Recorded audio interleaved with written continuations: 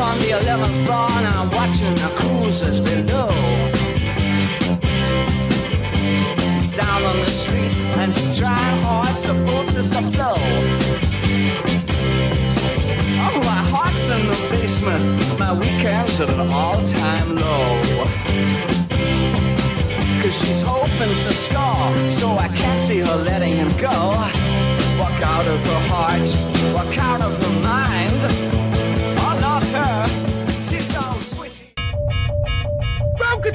Ground control! This is Major Tom! This is Major Tom! There is an incoming aircraft! You need to evacuate the landing platform! Deploy all necessary safety measures! There is an incoming Spider-class aircraft heading incoming right now! Can you hear anyone? All you've got is like Japanese sounding voice. You can't understand the language. You don't understand this language. It's just screaming at you. The comms seem to be broken somehow. All crew, assemble on the exit bay. On the exit bay with me right now. Ashley's like runs in. I'm so sorry. Oh, right. Okay, I see what we've done here. We've gone and started this right in the goddamn middle of everything. So maybe I need to just like realign this timeline, get it back to the beginning of the story, and possibly just give you a little bit of context. So first up, who am I? I'm Zappa. You may know me as the mother of invention, the grand wazoo, the funky nothingness, or the psychedelic apostrophe. However you know me, I live inside the head of that guy. Yeah, the guy on the right. Weird story, I know. Maybe I'll just tell you about it. That guy, that's Major Tom. Now, he currently is the captain of this crew, the Spiders, but before that, he was just a guy. He was just an astronaut from a world known as Terror up here. There's lots of other names for it. But this guy, he was the first man to circumnavigate their moon. Oh, it was glorious. Because I was there, you know. As the mother of invention, I just love to watch the burgeoning life and first steps, if I can, of every people's into the cosmological world that we live in.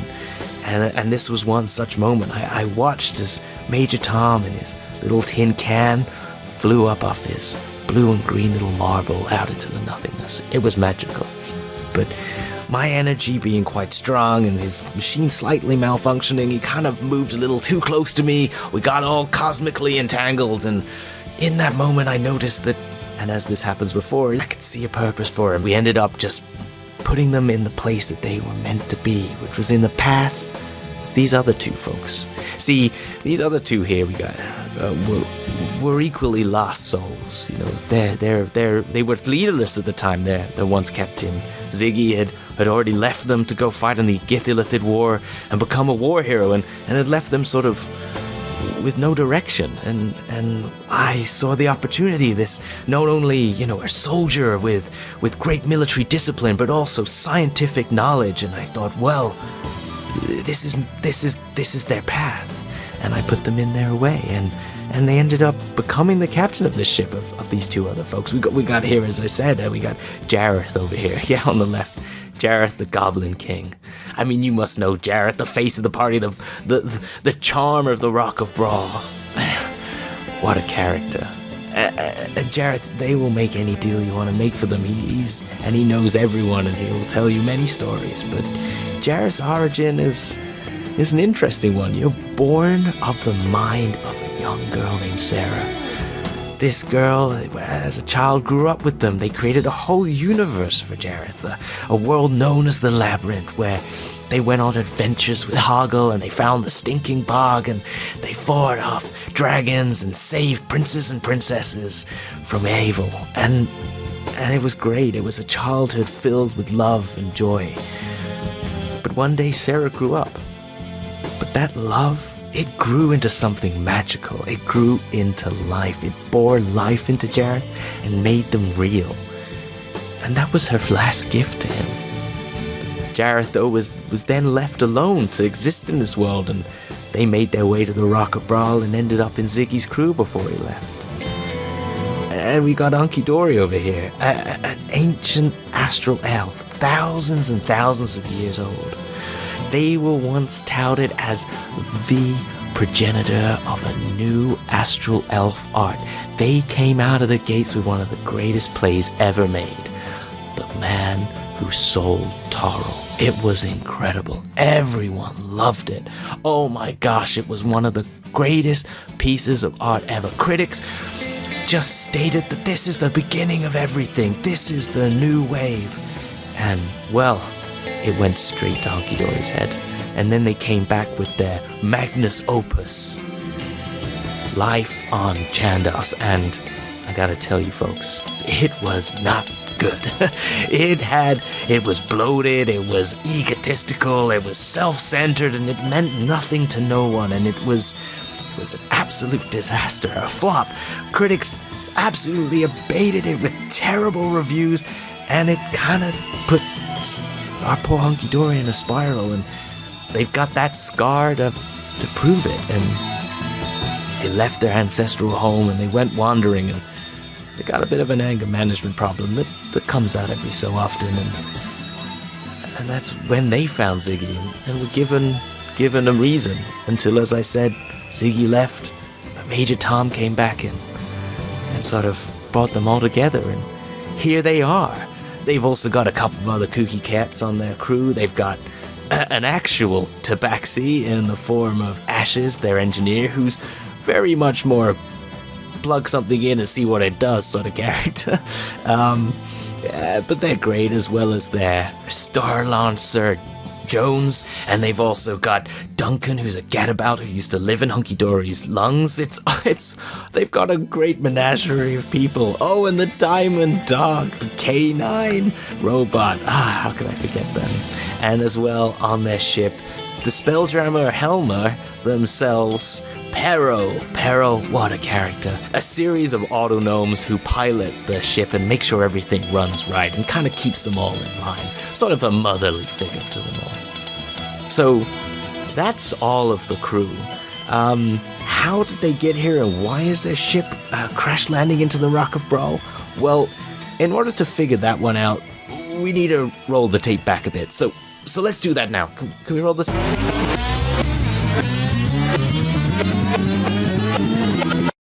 Ashes, you work with explosives, right?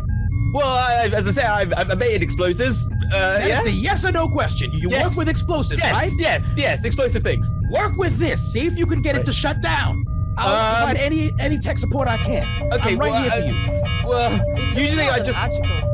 Yeah, I know. Just, like, if you just, I don't know, hit it with something, maybe it will stop it. Well, Like, don't tell me. Just stand yeah, right okay, there. I'll just hit it. Yeah, okay. And it just hits it. It sort of starts to, like, go faster. It's a very small explosion when it hits. And then... Wait. This ain't far enough back. This is how the bomb explodes, not why the bomb's on the ship. This is Ashes now having a go at trying to defuse the bomb in the best way they know how, which is hitting it with a hammer. Yeah, that's their level of engineering skill. You know, they're gonna pass out in a minute. There they go. Great. So, maybe we need to circle back a little bit further to why the bomb's gone off, why there's a bomb on their ship in the first place. So let's do that now.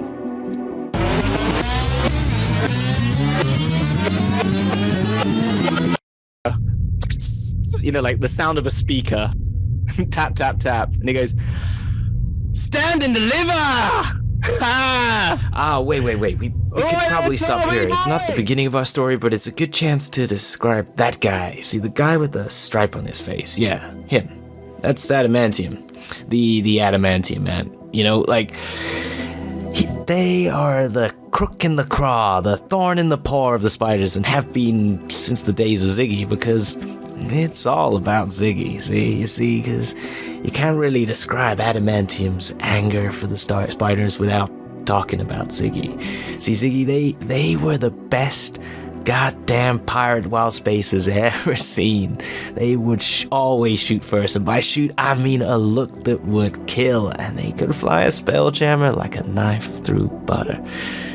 You see, Ziggy was so charismatic. You know, you got caught up in their stories, and not only that, they were generous generous with their time, generous with what they made. You know, they did the best scores, they made the best ones, they told the best stories, but they also were there for you. It was kind of incredible, really. And that really shook Adamantium, because Adamantium's good, don't get me wrong, Adamantium's probably the second best pirate in Wild Space, but he ain't Ziggy. See, and Ziggy even went further than that. They went further because they got out.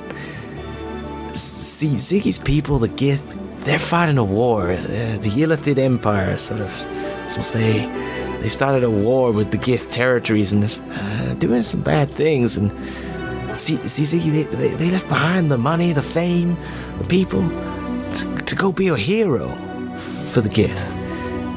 And they've done it. They're leading the charge. They're helping the Gith maintain the safety of their peoples, and it's made them a goddamn hero for everyone. They are a shining beacon for all that is good in the universe. And that just digs one more step deeper into Adamantium. See, he can't handle that because he's not enigmatic. He's not generous. No, he's greedy. Because of that, he's made some bad deals recently. You see, he's got in with some bad folks, not just the Illithid. Oh no, things worse than that. People that deal in my level of energies. But you know, that's part of the story, and you'll find out that as we go. But yeah, he's the reason there's a bomb in the back of the spiders, and he's the reason they're going to be crashing into the Rocker Brawl later. But anyway, this doesn't explain why they're there and why they're blowing them up, other than, yeah, obviously they want to get back at the spiders, but see, there's a real reason.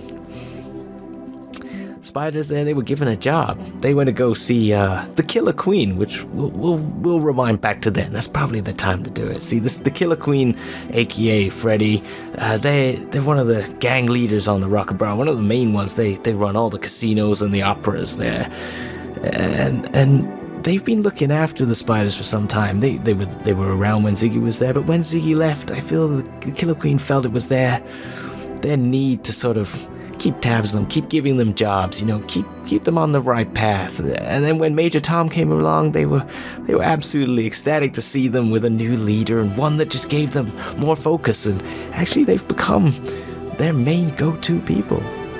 So when the Killer Queen was given a job that not only dear and personal to them, but also to the multiverse at large, they called on the spiders to go and fix it. So maybe we'll go back to them now.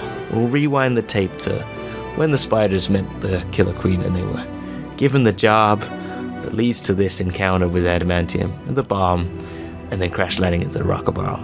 How's that sound? Anyway, I hope you enjoy the show. Bye, everyone.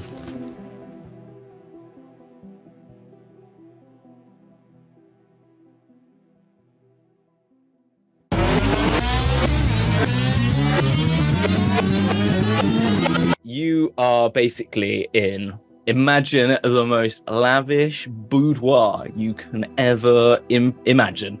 I'm saying, you know, like Moulin Rouge turned to a million mixed with Russian underground stations in Moscow, if you've ever seen those, you know, like I'm talking chandeliers, I'm talking diamantes, I'm talking pinks, purples, yellows, velvet, silk, all sort of like thrown around the place. There's kind of more curtains than you could ever imagine, more curtains that are probably in a mansion house in just one room. And there's a huge sort of like Louis XIV style chair at the back, which is like, it's kind of got a major centralized chair that sits this completely bejeweled figure in a fantastic dress, all in velvet red. They've got the strongest line moustache you could ever imagine. It's just perfect.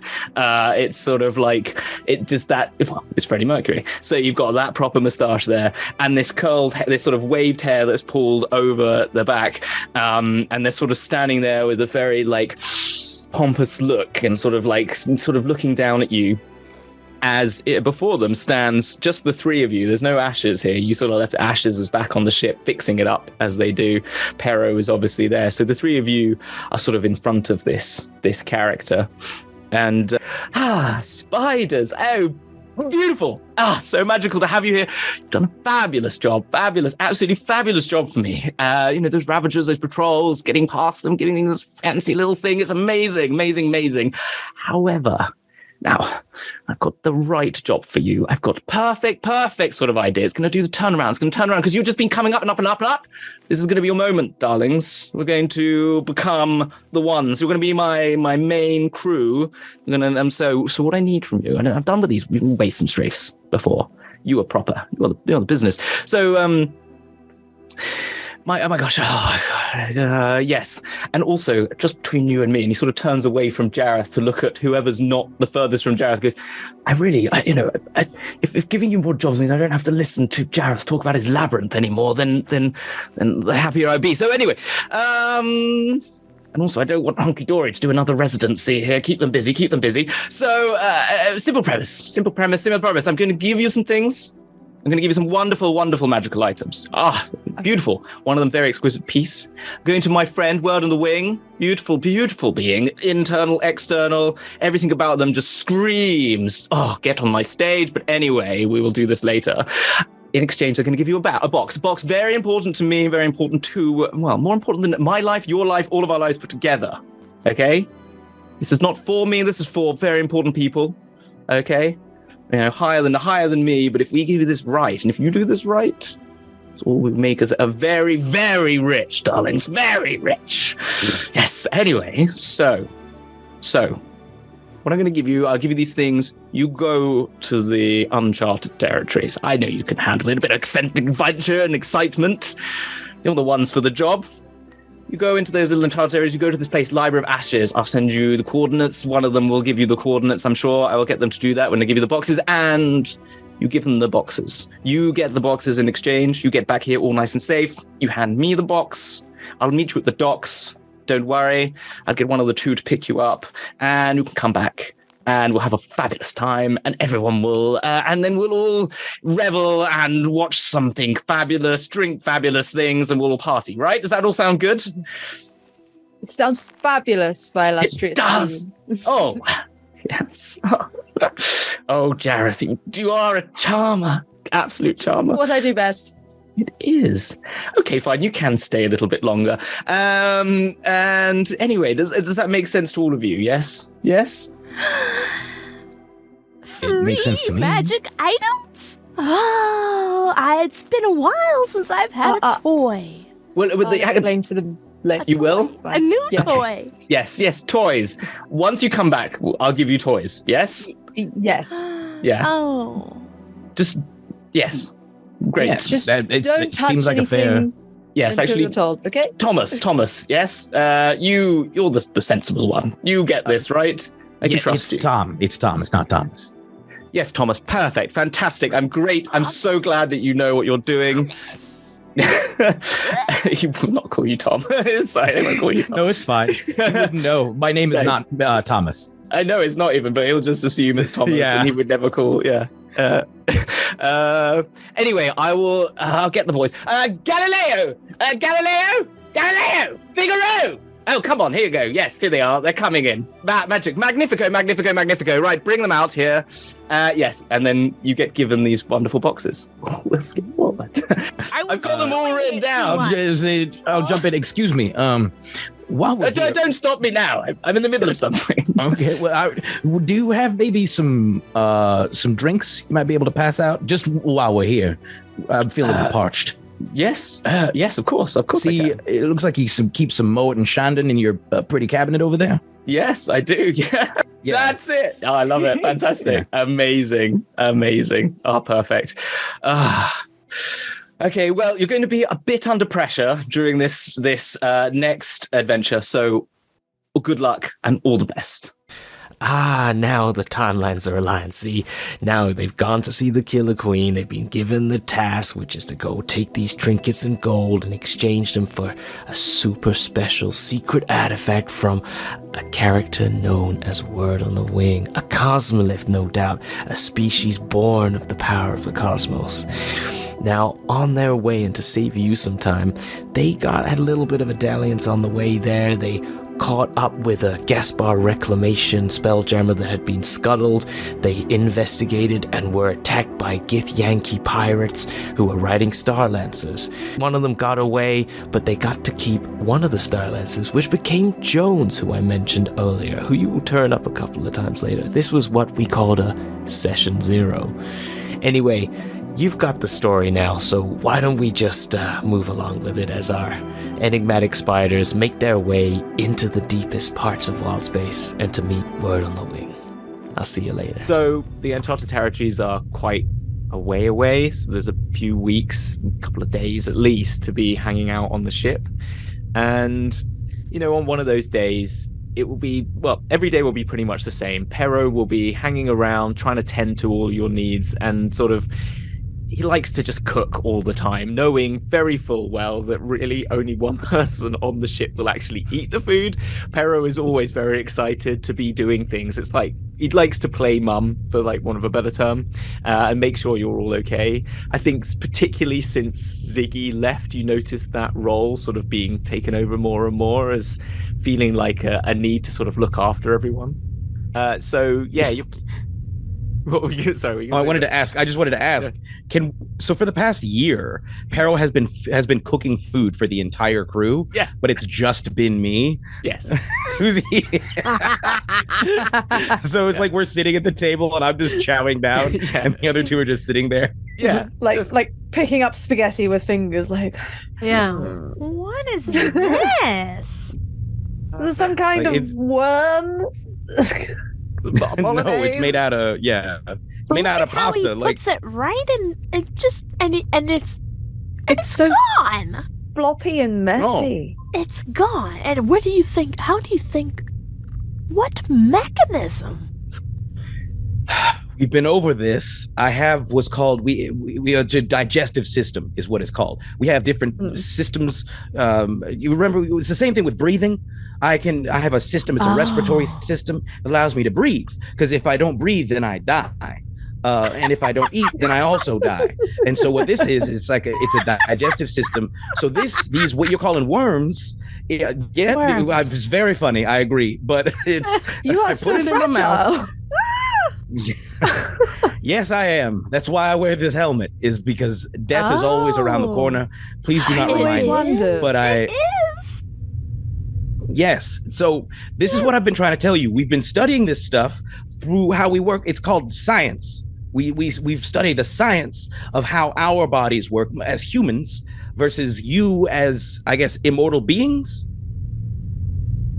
Well, Hunky Dory's an elf. Yeah. Okay, as an elf. Yes. That's as much as we have, really. Mm-hmm. I mean, So your science can get further than that? Really? yes. So normally the way we would do this is we can test some of it while you're alive, you know, but a lot of it is like if there were other versions of other elves or goblin kings who had perished. There's over only the one years. Goblin King. It's a Of course, singular of title. course. Science couldn't Right, tell you of course. that. No, it Right. definitely Wow. couldn't. Wow. Science could maybe classify what you are beyond a goblin king, but we would then cut you open and How can I and see. be- Something that's not a Goblin King. I'm a Goblin King. Yeah. That's what I am. Did you do a science just now to find that out? How dare you do a science on me without asking? Did you just do it? And we didn't see I it. knew it. What kind Okay, of look. magic? A science? No, the way you do a science is you come up with an idea, like a guess. Like, so, say you just said you're the only Goblin King, right? And you couldn't be anything other than a Goblin King. So you call that a hypothesis, okay? And then, hypothesis. And then you try and test that. You come up with something called an experiment to try and test if your hypothesis is true. So, but I know it's true. You know, well, okay, we know but we have to prove it, right? So what if we were to try and turn you into something else? Turn me into something else? Who I can do that myself. Look, see? Wait, I you turned can't? into a cat. there it is. A science has been But you're not a done Goblin here King this anymore. You're a day. cat. Wait a And minute. that is You're science. a goblin. You just proved that you We can did be it. something. That's through science. We just proved that you can be something other than a Goblin King because you're a cat. Yes, but turned back into- we knew about this. I'm still a Goblin King when I'm in a different form. The cat is the Goblin King. Okay, Are you so doing a that's science a title about it then. That's now? not like a classification. I What I'm told you, it's a talking about is title. right. So my title is not human. My Oh, title but it is. It's not? My title is actually major. Major. Large right. human. Major's not where my is name. Major Major's my compared title. to King? I have another name. It's not in the it's- hierarchy. We're not getting into the whole military ranking He's system right now. very human. He's very. It's an extremity. Yeah, human is what I am separate from the. Yeah, So so you are the Pero, I've most done a human. science You are the to major you. human. A science has been done. Well done, Hunky Yeah. Dory. Aye. I'm proud of you, my friend. Pero, can you give me some more food, please? My I need more food. I need to lord. distract It's myself. just Barry comes in And gives some we more- will be scientists yet. You know, I think we might. when you're like calming down in the conversation, Ashes walks in. I forgot they were in this. So they walk in. You're mentioning cats, and I was like, oh yeah, Ashes. So Ashes walks in, just sort of like lounges around, sees that there's food, goes, Barrow, yeah, get me my food, please. I want mine to be still. I want it moving. I think I'll chase it later. Actually, I'll chase it later. What are we talking about? What are we talking about? Ashes, we are doing a science. Oh, science. Yeah, You I are. love science. Yeah. 100%. Mm. Yeah. Ashes, Why are we talking about maybe science? you could help. Maybe you could help me with this. I'm Mhm. trying to teach them Oh. the scientific method The and scientific how we create method. Science. Yeah, how we test, how we do science by you- coming up with Yes. with a question, Mm. and then you Uh, test it to see if it's true. Yes. I guess so. I mean, I just sort of science is like, I press a button and something happens, and if that doesn't work, I press another button and something doesn't happen. If I keep pressing buttons until something happens, then it works. Yeah. So testing is pressing lots of different buttons. Yeah, exactly. You just keep trying at things until it works. Oh. Yeah. But I already that know is- that I've done that because sometimes That's I hear the kinda true. I Yeah. hear the major saying to other people that we are pressing his buttons, and so in that way we have I think we've done Oh, we're testing the major. We're testing his By patience. pressing his Yeah, buttons. exactly. That's right. Patience. Patience. Yeah. Infuriatingly, everything you just said was true, We did it! science. Yeah, see? I and think I it knew is science. technically a form of science. It is a science. We did it! Yay! I shall be sure to do this job. science every day to make you proud, Major. You know what for I'd say? you. I For think you. we're all scientists. I think we are. I know. Oh, scientists. Yes, Mhm. Yeah. and I Hello. would love to teach you how to do other sciences, please.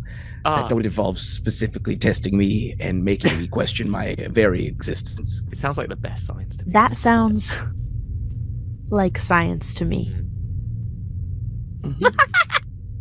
Anyway, another game of chess, Major Tom. Yes, please.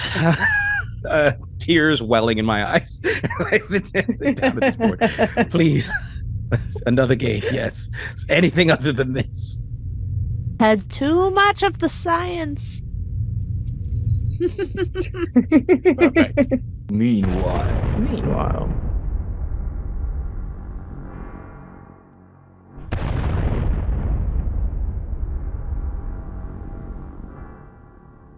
The stars sort of flow across the screen as we turn away from the scene where we see our spiders, and it turns to the sky and looks out in a very like jump cut style. I want to do one of those jump cuts like in Star in Wars. Star Wars, where it's A swipe, yeah. a swipe cut, proper swipe cut, Mm. and we find ourselves staring at a huge hulking dreadnought, Illitihid dreadnought. We need that sort of big sound. Down. And then sort of stops and slows down, and it sort of hovers in space. And it looks over this. It kind of, you can see this light as you look at the. So our character Halibo over here is inside this ship, but from the outside, for the viewers of the screen, depicting the view, is this sort of nebula-like light sort of shines on this octopus's colouring and the shell and the conch-like shell that it has.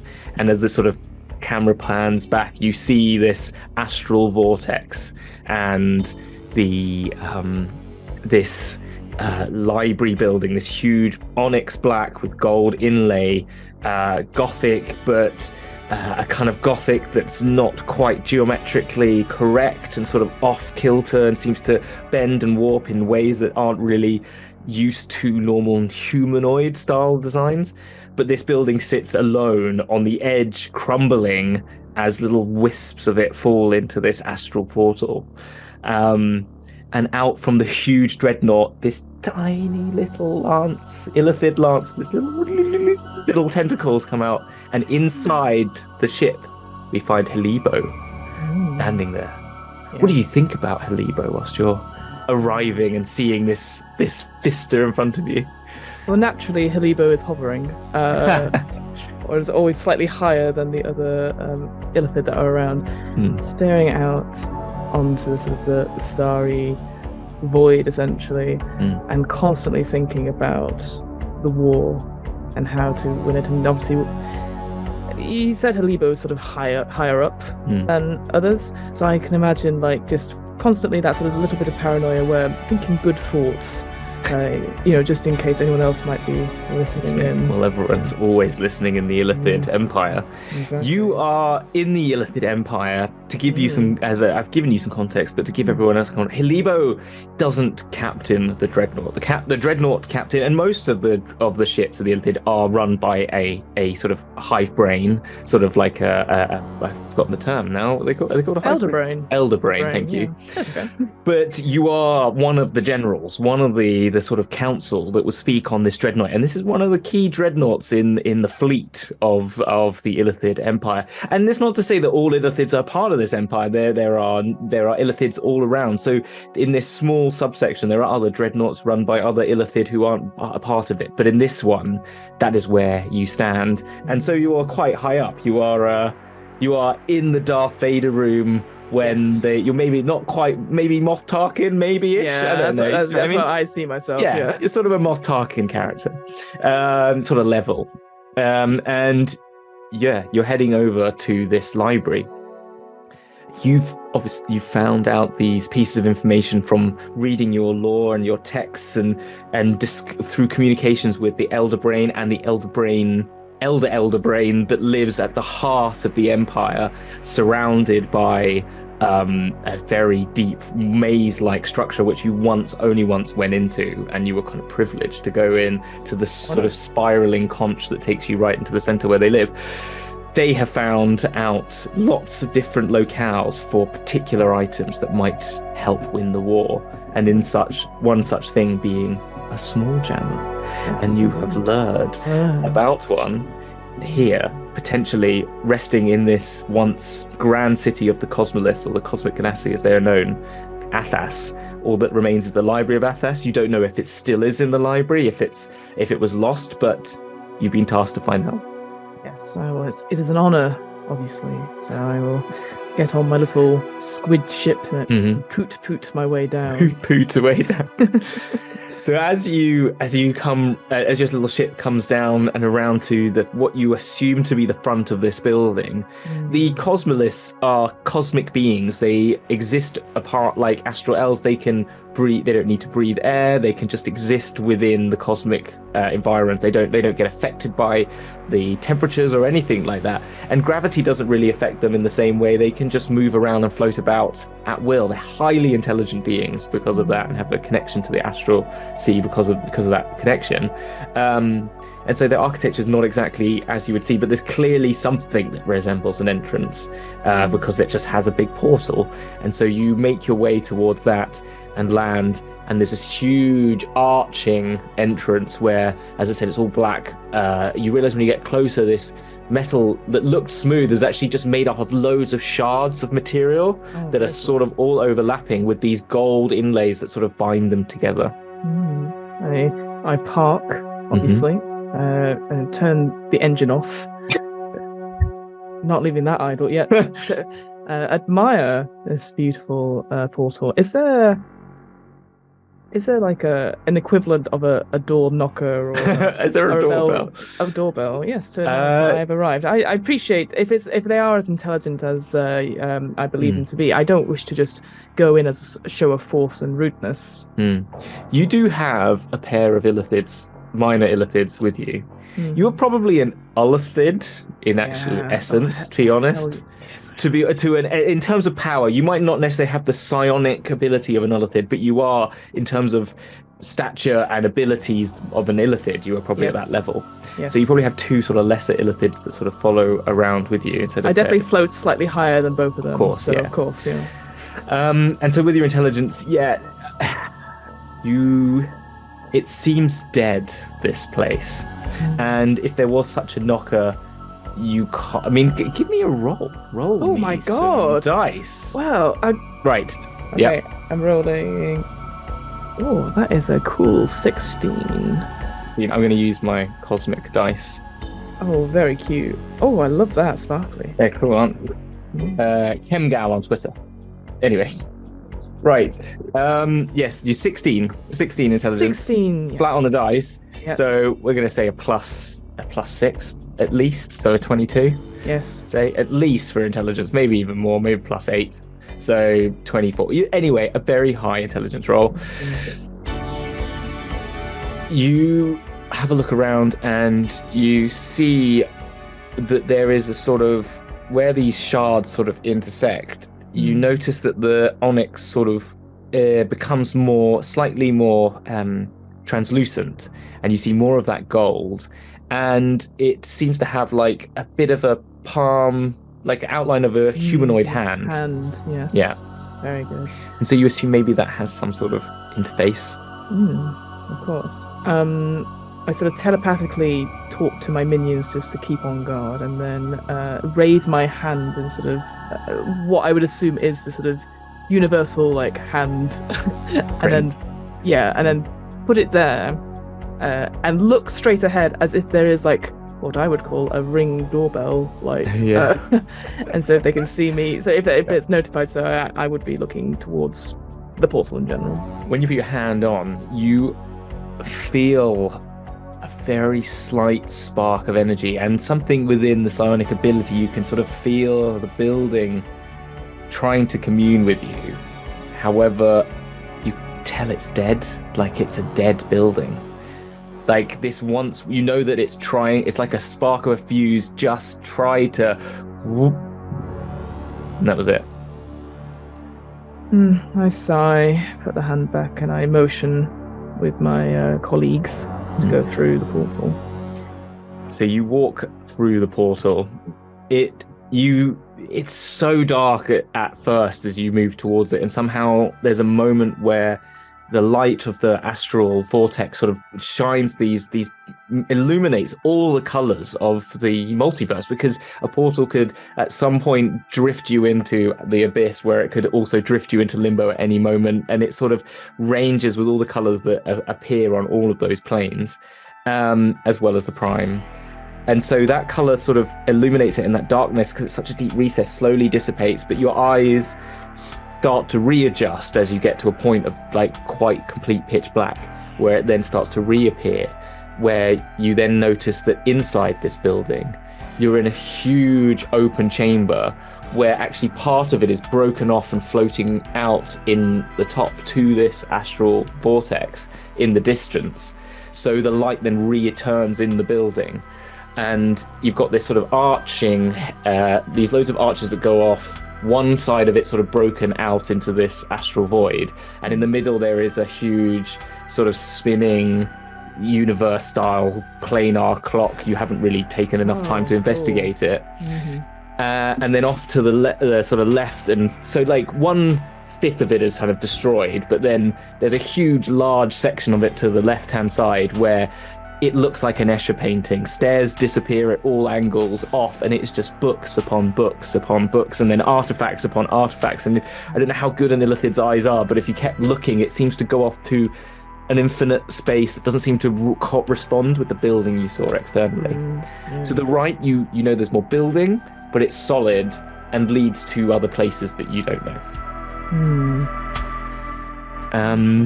But this is, you enter, and it's seemingly empty as you enter. And there's, little desks, little library-style desks around this sort of domed area and that the spinning thing. And it's, 500, 300 feet tall, 10 stories, easily, this space. Because it then goes off and up and stairs up into all these different levels around. Interesting. I would, again, indicate to my colleagues to, I sort of look at the mess of the Escher painting stairs and I go, deal with that.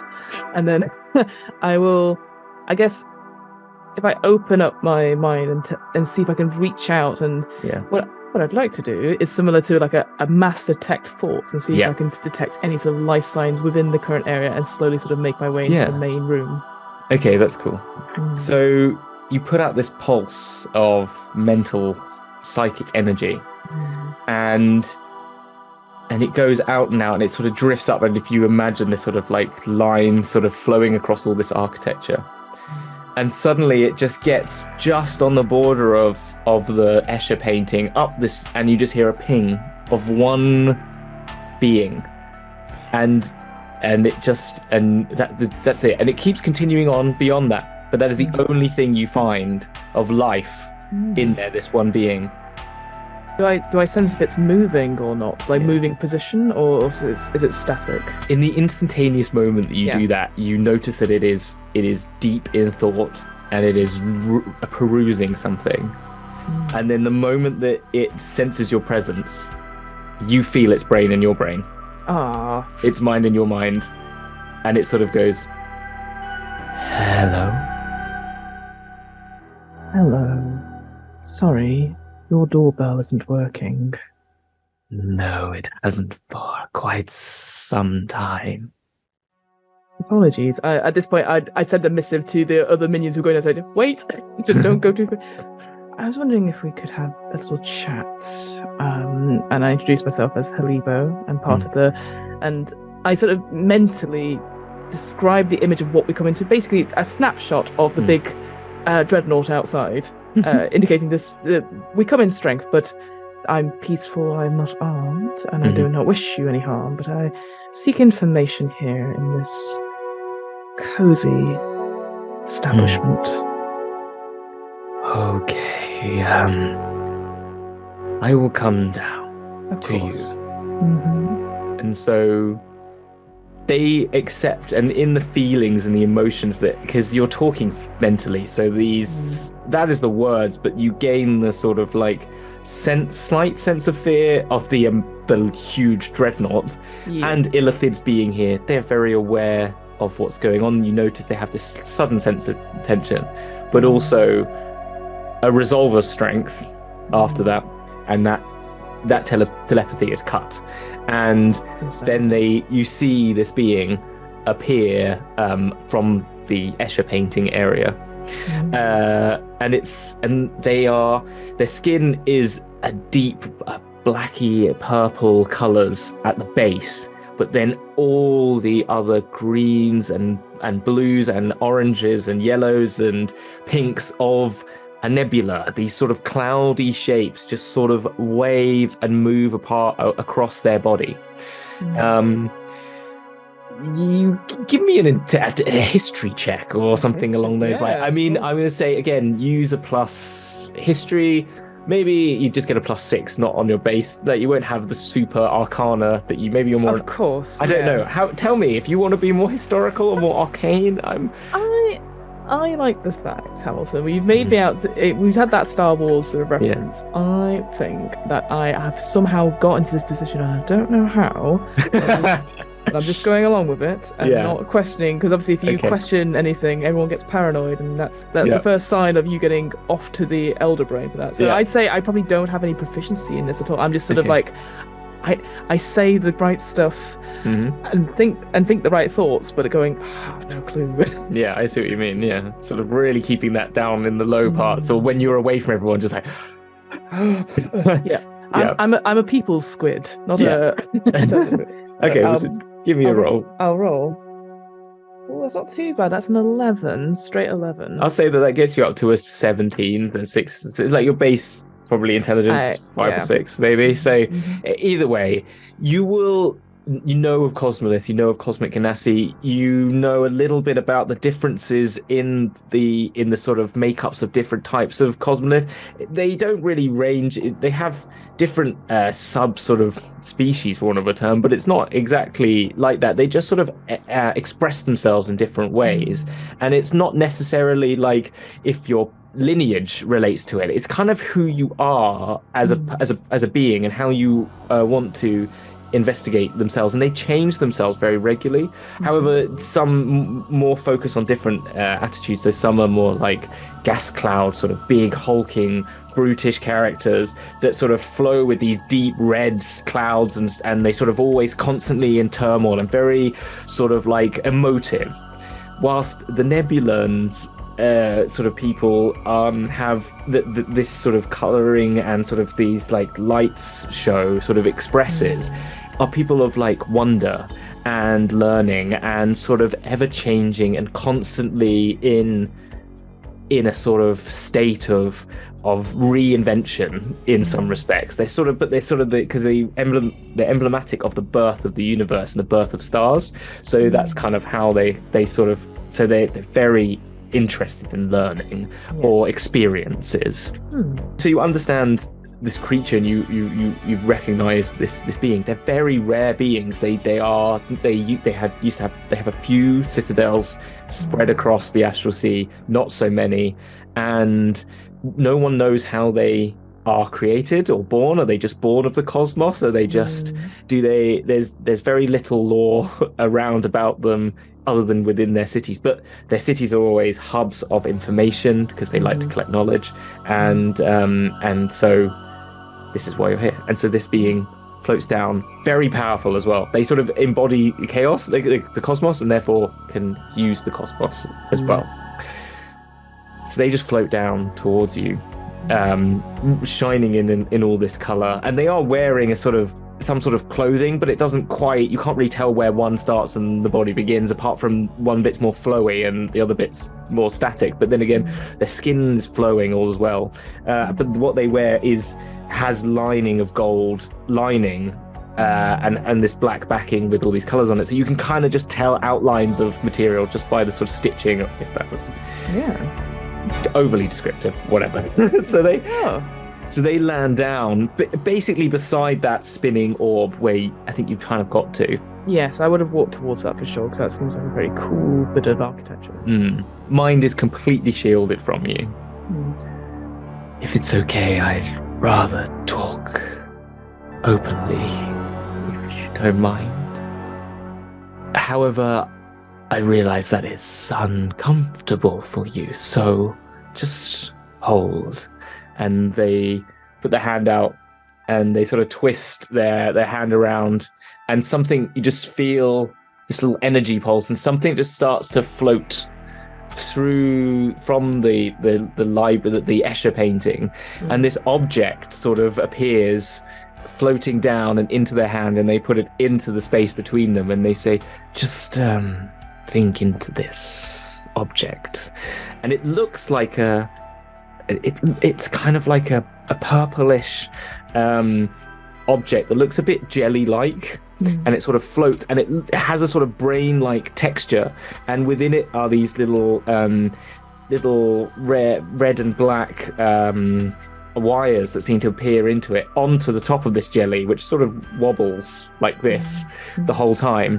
And then on the top of it is just like a black mesh looking thing. You don't quite understand what it is. And they say, just think into this thing.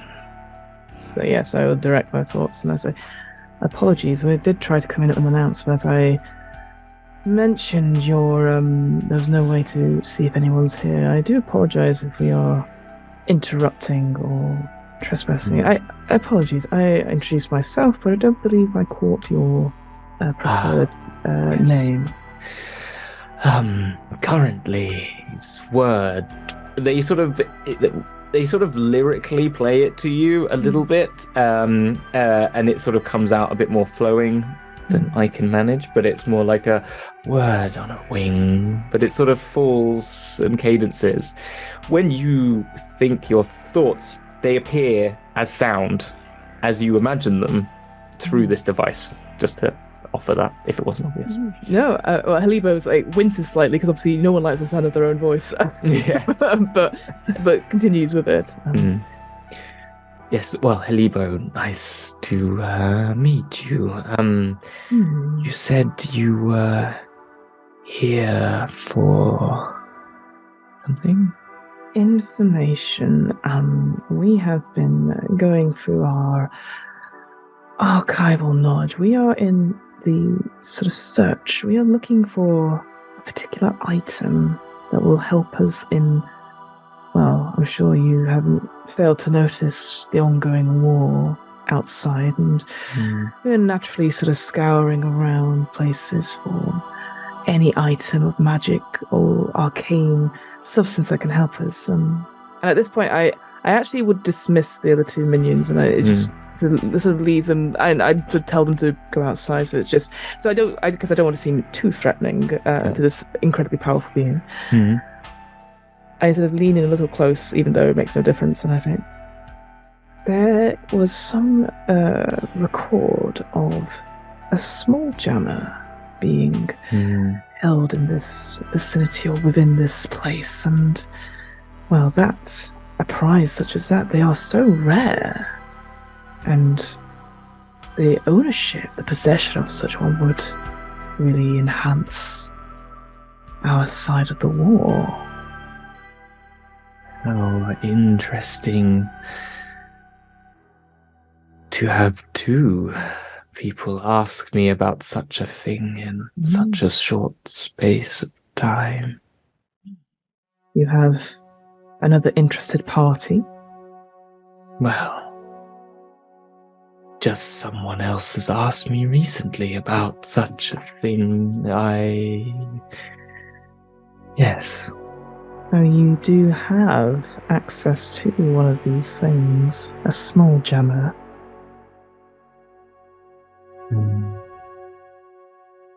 Maybe. But,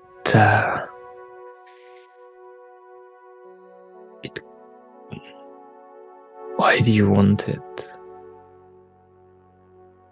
Well, whilst its immediate purpose I cannot disclose, per se, that is beyond my status and authority, but it would greatly enhance our war efforts, and such a prize would help us in the ongoing war against, well, you must have heard of Ziggy.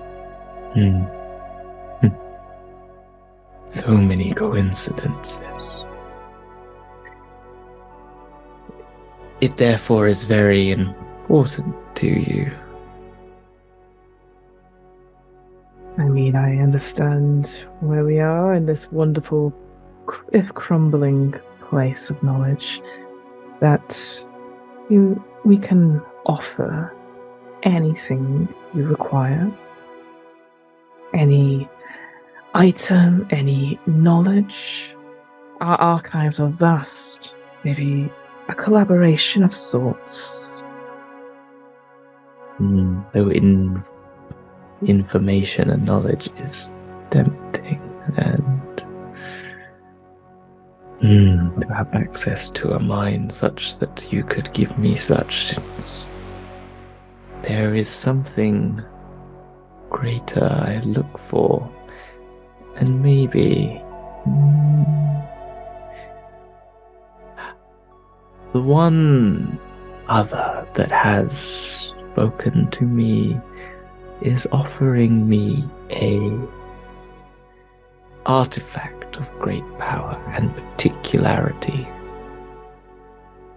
However, this artifact alone does not achieve my goals, so... What, if I may ask and be so bold, is your goal with such an artifact? See, as you say, the city around us, well, does no longer exist, but the library itself crumbles and slowly it will fall. Shame. But I wish to return our city to this plane. Yes. I understand now. Your city is currently sort of in two places, I guess, slowly but surely being taken to what we call the far realm. Again, coincidences with you turning up. I appreciate how awkward this must be then, and I can only apologize for the inconvenience. This item, I'm sure with time we could find something of the equivalent, maybe have extra... No. He just puts out a no and does go into your brain. This item is the only item that can do this. Are you sure that this other party has the item? Have they guaranteed it? I have very much guaranteed it. I know because I sold it to them. I was not aware necessarily, but they may have got it back, and not only will it aid, it will right a wrong. So, if people return and it doesn't exist here, I will have failed further. There must be something an arrangement we come to. If not the item, what else could you want? I can organize with the higher-ups, contact far higher up elder brains than myself. We are connected. We are, how was it put in my personal review, very efficient at getting stuff done. You have the whole task force of the Mind Flayer fleet here. We can speed anything you need up. This is where it becomes interesting. Your brains have the power to understand and exist within the far realm, I believe. So, if I could be able to commandeer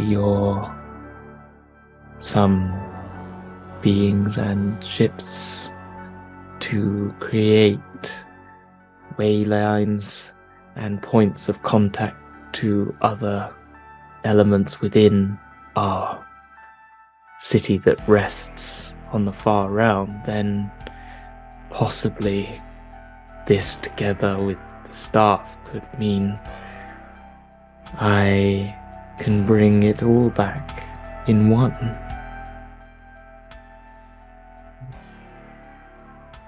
It's certainly a task, and I would have to clear it, but for the artifact of the SpellJammer, we would greatly appreciate such a thing.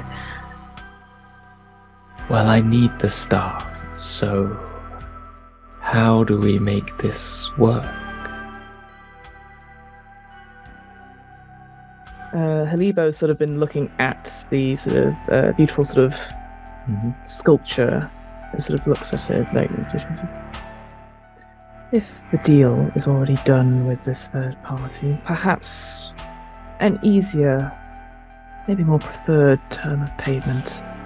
You get your staff, namely just tell us who you have given the small jammer to, where it is, where they are collecting it or using it.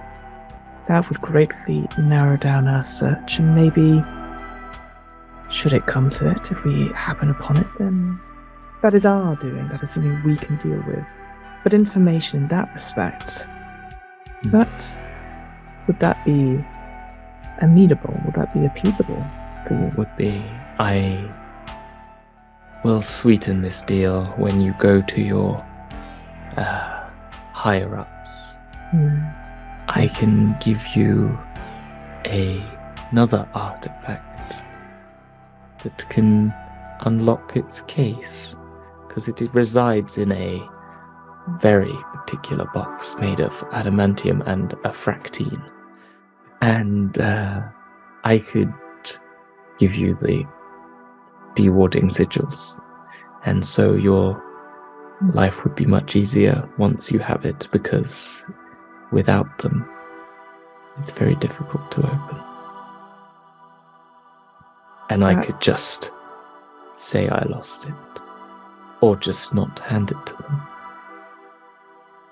That would be incredibly helpful. And we would remember this act of kindness that you have given us this day.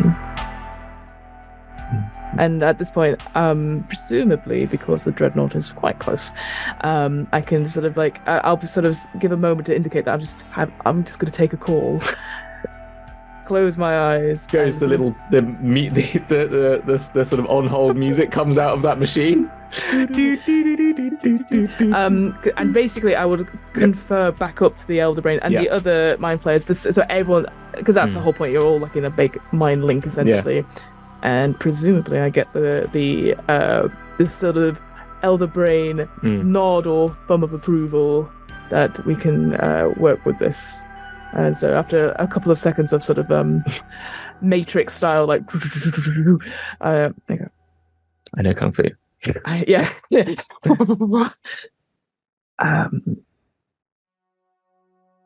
We accept this very generous offer, and we are willing to put resources to it as soon as you say the word, my good friend. Word on the wing. Yes, well, I suggest you move away from here, for the other parties will arrive soon, we'll say. And I will give you their coordinates, and I will tell you when they have arrived and when they leave, and then you when they will arrive at their destination. And then possibly another like, 1 second, like deep. We've also had an offer to go fix your door, so that should you need it, you will be aware of other visitors if they arrive. But once we gain the access code and there's information.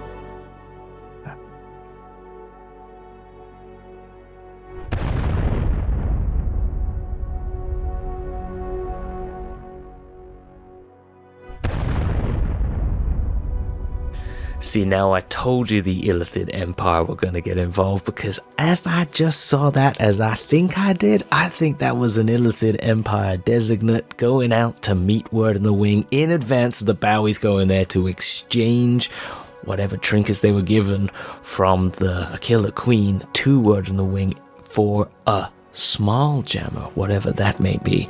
I don't think the Bowies quite know what that is yet, but anyway, I think they just have agreed to give up the location and set a little ambush on our Bowies when they get back to the Rock of Brow. I do wonder who they're going to send to do that, Do you have any idea? I think I do. Now you're in this this library that I described to you before. It's this all black sort of gothic expression, all very vertical, sort of black metal stone. You can't quite tell. It hasn't got really much of a pattern to it. It just seems to be very smooth, with these gold little veins that run through it, and they sort of go down to the ground, and it ends up on this sort of rocky formation.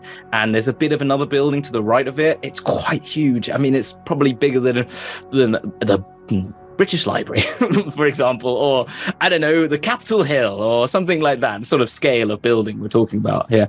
And as I said, there's a bit of buildings left to the side, but what is more awe-inspiring than that is this humongous whirlpool, astral whirlpool. It is probably the size of a district in a city, and it just sort of spins, but very slowly. It's not very turbulent, like very small whirlpools that you see, and it's just got all these colors of all the universe and beyond that just sort of swirl in it.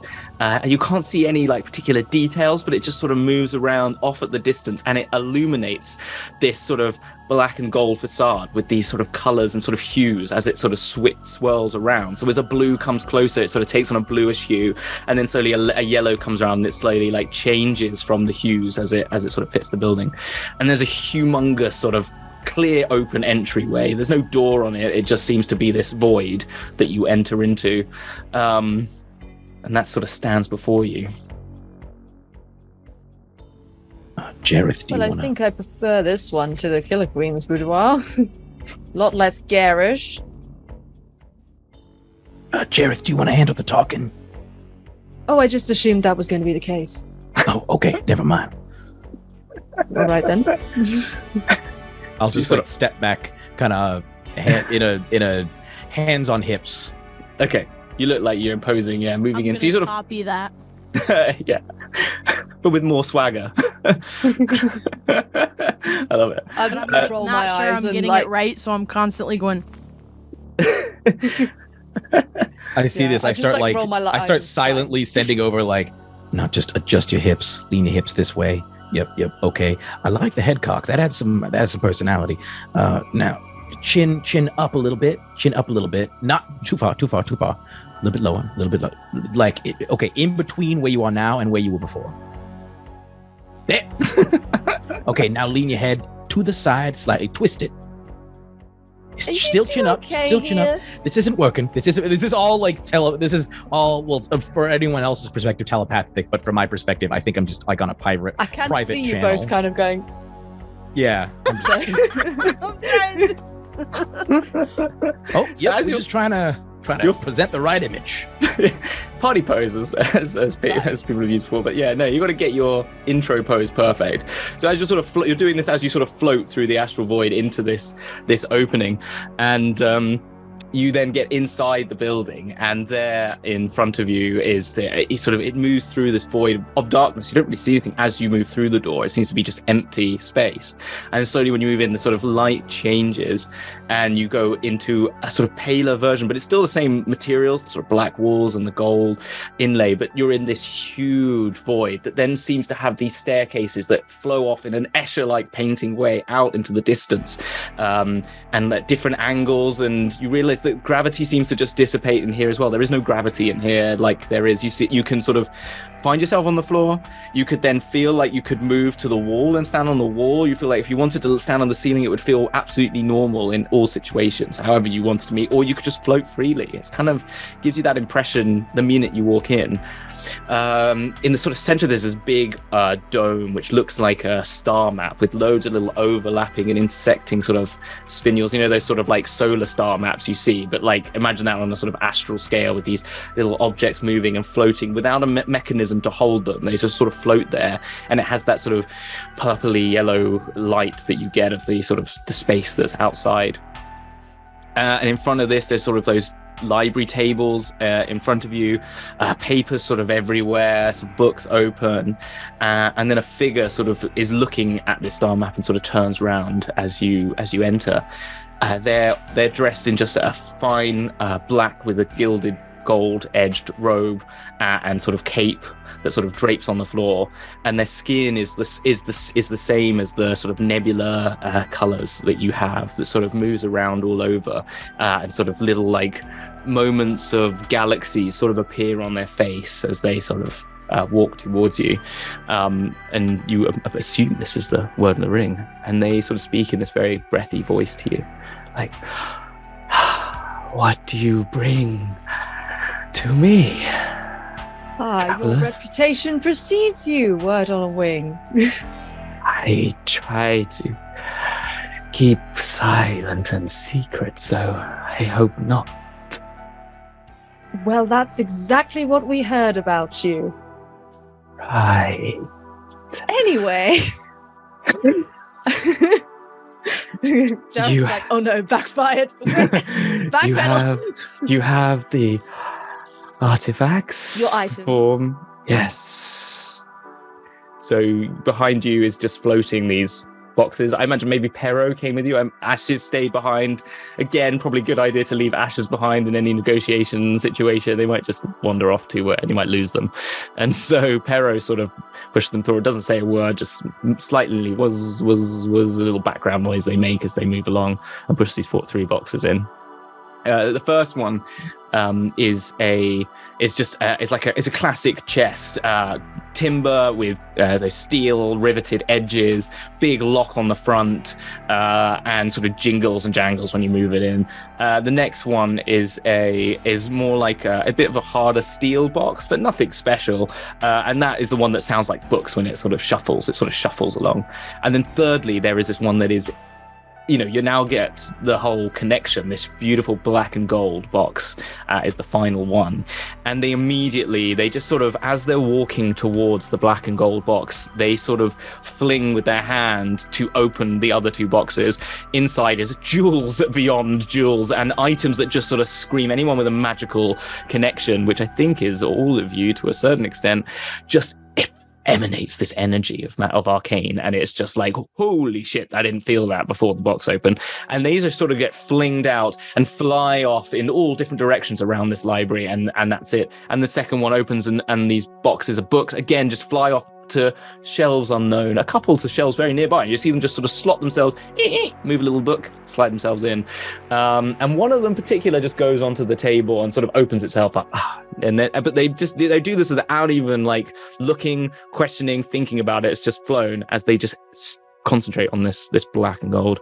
And they sort of flick their hand again and the chest sort of opens. And inside is this rod with a huge sort of orb sort of crowned by 4 tendrils of gold that go around it. And this orb in the middle is again cosmic and looks like a little galaxy held within it. And they just sort of stare at it and they just go, this. They sort of pick it up and just sort of hold it in their hand. And they sort of turn around and again, just completely ignoring you, walk back to the table. See, all items accounted for and in pristine condition. Yes, all good. And again, not even turning to look at you and sort of laying this on the table and sort of getting the book that they left to the side and sort of flicking through pages. And they're just not interested in what you're doing. They're just focused now on this, as if you weren't there. Not used to being ignored. I glance at the other 2. We were told you had something in exchange for us to take back. Business. Yes. Fine. There's another little flick, and just out of the ether appears this huge fridge-like object, 5 foot by 25 foot, huge. White metal box with a huge loads of little bolts and sticks, locks all around the edges, has a circular window. There's a sort of frost and mist that comes off it as if it's just come out of the freezer. An 80s dry ice rock and roll concert, extreme moment. You look in the glass and there's sort of sheens every time you look at it, like anime glasses when they put their glasses up. It does that ching every time you look at it. Every time you look away from it and go back, it just goes ching. Like that, like the guy in Full Metal Alchemist, who does that all the time, doesn't he? Anyway, Mustang, that's it. Thank you. And I just got -2 points for that, probably, but no, you just gain points. You gain points. But all written in all languages, any language you understand, and multiple symbols that say "Do not open." Do not open. Ne pas ouvrir. I'm done. That's it. That's my 2 languages. Out it. Okay. I assume we aren't to open this. No then. abres. No abres. Yeah, there you go. Yeah. No entrada. Or I guess it'd be no le abres. No le abres. Don't open it. Yes, don't open it. Oh yeah, it'd be ne le pas open it. Opna. Yeah. Oh, there you go. See, there we go. I don't know what open is in Japanese. Okay, anyway, yes, you get the idea. All over there in Infernal, all these sort of languages. And again, feels very, yeah. Yeah, that's what sits in front of you. Well, that sign can't stop me because I can't read. And that's where we'll leave that. There we go, perfect. So there you have it. Our Bowies have finally done what they were meant to do. They've been given the artifacts and trinkets to take to Word in the Wing, given it to them, and in exchange being given what we know to be inside that fridge, a small jammer. Seems like the Cosmic is happy because they've been given their Staff of Athar, which then allows them the opportunity to set up that little ambush with the Illitihid that we'll probably come down to later. So anyway, that's enough for this week. Next week, though, before we find out what happens to the Bowies, we'll see what our little Adamantium's been up to in the meantime. Who's he been making deals with? Because I hate to break it to you, it's not just the Illitihid. Oh no, he's got a bit of a darker heart than that. Anyway, you have a fantastic week. I hope you enjoyed our first episode, and actually you won't see so much of me moving forward. This has been a hard one to try and explain all that's been going on. A lot of plates that have been spinning here that we needed to explain, but next week, yeah, you get to see the start of this adventure as it really moves forward. So, I hope you enjoy. Zappa out. I'm an alligator. I'm a mama, papa coming for you. I'm a space invader.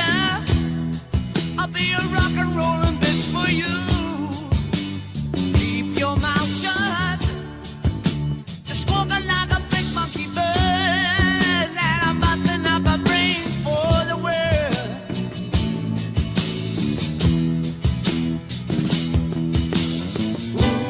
Keep your electric eye on me, babe. Put your ray gun to my head. So who do you call? Ghostbusters.